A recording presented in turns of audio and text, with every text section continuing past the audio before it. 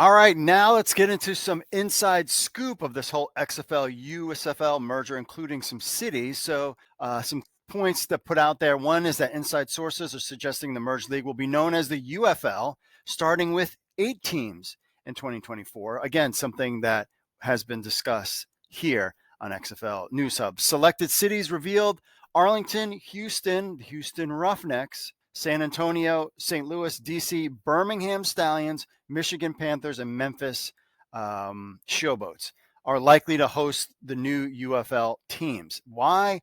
Because they have stadiums, and they have stadium deals and ticket sales. Also, post-merger, XFL CEO Russ Brandon has been tipped to lead the combined league amidst some different departures, and we'll get into that in a second. So this is our own inside sources, including Mike Mitchell.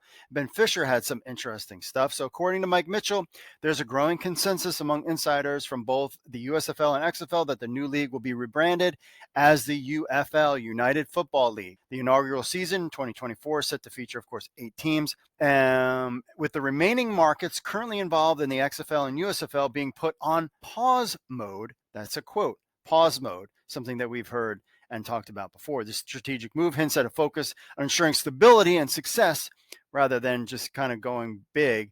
But again, that's half the jobs that are left. So this is from Mike Mitchell. He also said about the cities. We talked about Arlington, Houston, with the 3 USFL cities.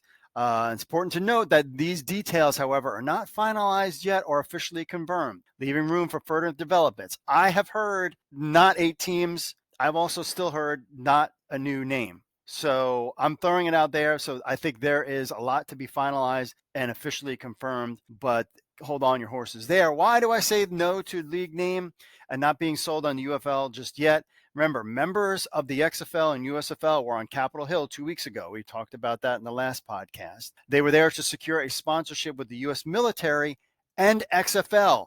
During that time, there was no mention to these people who they were making a deal with that this was going to be a new league name. They was just said that this was be part of the XFL. So if there was going to be a league name, the thought would be that would have, other people on Capitol Hill would have heard that there was going to be a new league name. But again, everything that I've heard about this meeting had to do with the U.S. military sponsorship of the XFL.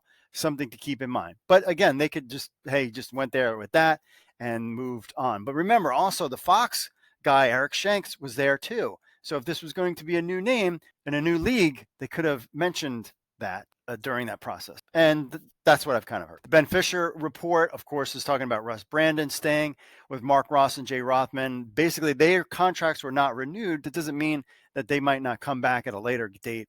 So that's not like they're just cleaning house. So current president of the USFL is Daryl Moose Johnston. He could potentially, we've heard, move to a role of president of football operations in the new league. However, Doug Whaley's there. So who knows how they're going to fix all that kind of stuff. But Russ Brandon stays as CEO. And you remember, Russ Brandon, of course, was in that picture last week that we showed you. It's very important. That is a very important picture because that is basically your leadership of this new league, whether it's under the XFL or the UFL. We'll have to kind of find out there.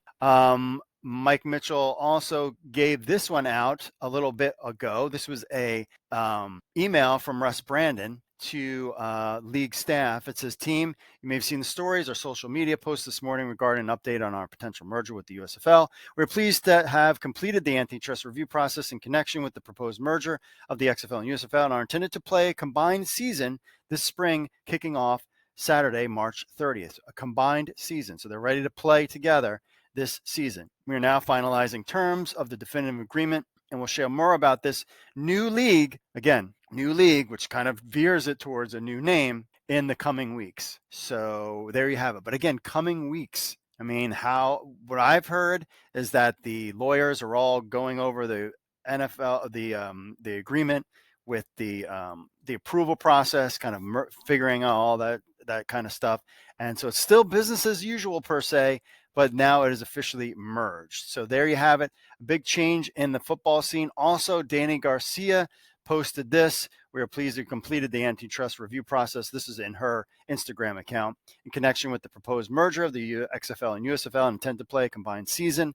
this spring kicking off. We are now finalizing the terms of our definitive agreement, and we'll share more about the new league in the coming weeks. Gee, that looks basically the same. So you got that part there. So that's her putting out their stuff. Nothing from the XFL or USFL social media at this point when we recorded this, but things could definitely change. But there you got some inside scoop. So there's still a lot of questions to be answered: schedule, broadcasting, teams, coaches, and specifically name. However, everybody's kind of on the tip that the United Football League is what it's going to be. I'm still not sold yet. I don't think that's a great idea. You have brand equity in the XFL. You have brand equity in the USFL. Pick one of those names and go. I think there's a little too emphasis on marketing people about logos and whatever. Logos are not going to get you fannies in the seats. The name of your league is not going to get fannies in your seats. It's the quality of play and fantasy football and DFS. Those are the things that are going to get people interested in, and a good broadcast deal. What you call your league really means nothing,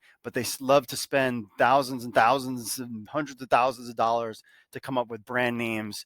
And so there you have it. That's my point. I just think that would be dumb. Just pick a name and go with it, my friends. Because then you're just going to there's just all this iteration. You have to buy domain names. You have to make sure you can secure all the social media stuff. There's all sorts of stuff that goes along with changing a name, and you're going to kick off at the end of March, which means backtrack it up.